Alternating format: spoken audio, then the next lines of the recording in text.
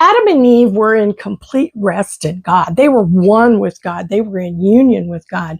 But when they ate of the tree of knowledge, they became separated from God in their entire being, in their mind, in their heart, in their soul. And they were separated from his spirit. But the good news is that Jesus came and put us back together. And we find in Hebrews 4:9, and then there is still awaiting a full and complete Sabbath rest for for God's people. Wow. There's still a place of rest for us to enter.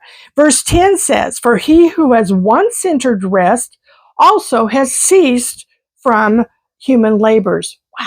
Not doing it in our own flesh, but just as God rested from those labors of his own. And then verse 11 says, let us therefore be zealous and exert ourselves and strive diligently to enter that rest. We're to strive to be at rest in God. And when we do enter that rest, then we will not fall or perish the same way that the people before us did. But that place of rest is so important. And verse 12 says, for the word that God speaks is alive and full of power.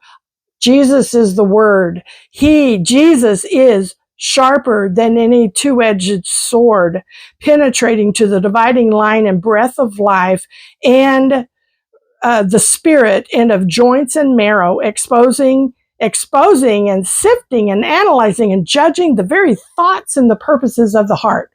Wow. Jesus came to penetrate the division. We've been taught that the sword comes and divides the soul and spirit, but that's division. We're already divided. Why would we enter God's rest and not come into a complete union? Rest is union in God.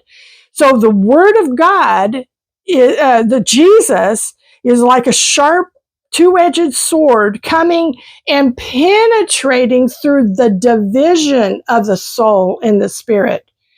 Jesus didn't come to divide the soul and the spirit. He came to penetrate and put back together, that sword going through the division of the soul and the spirit, bringing it back into oneness. No longer separated, but in union. Jesus brought us back together in unity with him. And we need to strive to position ourselves in rest.